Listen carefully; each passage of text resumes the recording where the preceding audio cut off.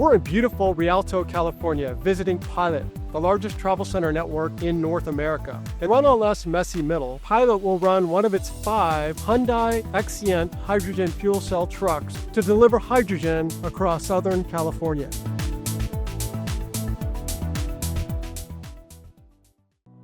Today, Pilot operates the largest distribution network of diesel fuel in the U.S. We're proud of that. We're integrating low-carbon fuels, the bio and RD, into our network. We think that's a step in the right direction. We've just started with B99, some parts of the country. These hydrogen trucks are going to, I believe, at some point be a significant portion of the cargo handling fleet in the U.S., so we're excited to be part of that. We're delivering hydrogen with hydrogen. We also haul LNG, so we've sort of morphed into that cryogenic space, which is kind of a new area for Pilot as of the last 2 or 3 years. Having the ability to operate these trucks has been great. They look good going up and down the interstate. It's a different looking truck. It's a cab over design. There's a lot of tight spaces that we go in and out of throughout the city. It has a really good turn radius, so it's been a huge benefit for our drivers. The trucks operate very, very well. They perform in the duty cycle. We've got 5 of these trucks. We've been operating them for almost a year. They operate very, very well. They got plenty of torque. They get up to speed. Haven't had any issues with performance at all, and they're quiet. The drivers love them. I was the first guy asked to do hydrogen originally. I said no. Something new wasn't, I was just, thanks, but no thanks. And then somebody talked me into it. They said, look, just go one time. And that's all it took. I delivered 3 stations in one day, and I was saying, when can I start? It's a great truck to drive. Out of all the trucks I've driven in 40 years, this was my favorite truck. It took about a month, but the more I drove it, the better I liked it. And it's the Cadillac of hydrogen trucks, that's for sure. We run these trucks 24/7, right? So we have a driver slip seating with another driver.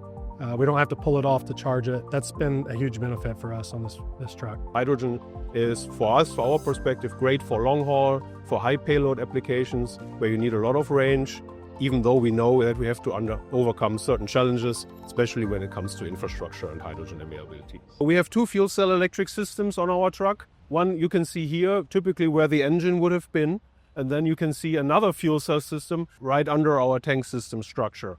The fuel cells themselves offer each 85 kilowatts of power.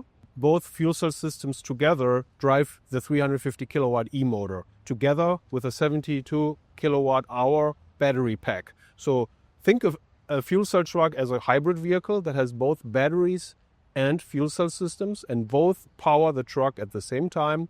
And when the truck is stationary or decelerating, the e-motor will charge the battery, and the fuel cells also have the ability to always keep the battery at a very high state of charge. That is good for the battery durability.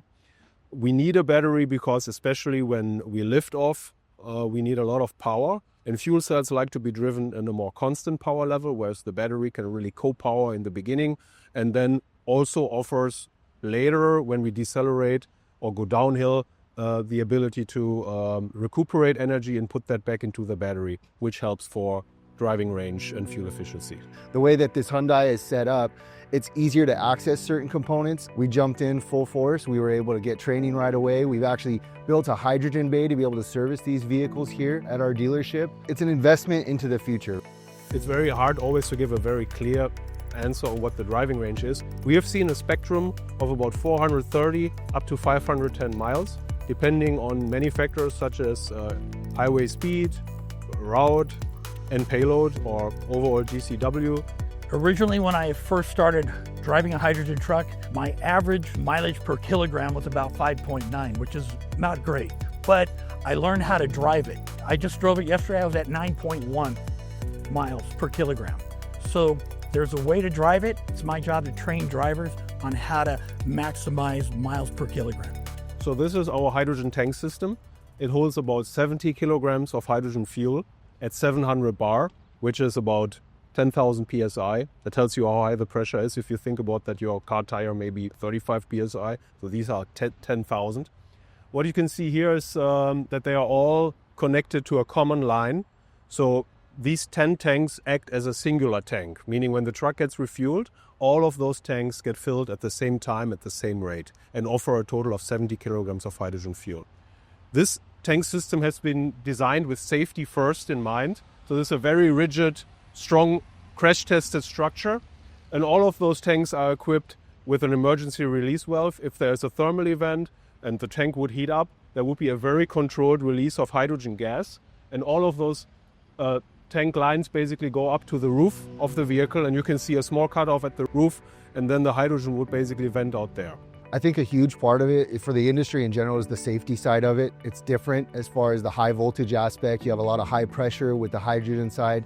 The technology, knowing and understanding the technology and being safe with it, I think that's a huge hurdle, not only just because of the amount of knowledge you have to gain, but also to make sure that your employees, you as a business, are being safe. I love being hooked up hydrogen truck to a hydrogen trailer. When they're both connected and you're going down the road, people pay attention. To me, it'd be kind of hypocritical to have a diesel-powered truck delivering hydrogen. These particular trailers are designed by Biotech. They're compressed with gaseous hydrogen, and we use these to deliver to our customers primarily in Southern California and in the Bay Area. Filling's pretty easy. We take them, we drop it off, and then a few hours, hopefully only a few hours, we come back, pick them up, and then we take them to the customer points. We're the ones that actually hook up, we ground the trailer, hook up the air, hook up the hose, and dispense the hydrogen. So with these trailers, all of it is automated. Our drivers just sit there and monitor the process. We've talked with several different customers about anywhere from taking care of the stores we currently take care of, doing transits. We've literally shown up with a trailer and a regulator and loaded straight to a truck. So we're always looking for ways to expand. Adoption is going to depend on a lot of things, right? How the other technologies progress, how hydrogen progresses, how quickly the price of the fuel can come down, and what customers really think of the trucks and their ability to fit their total cost of ownership.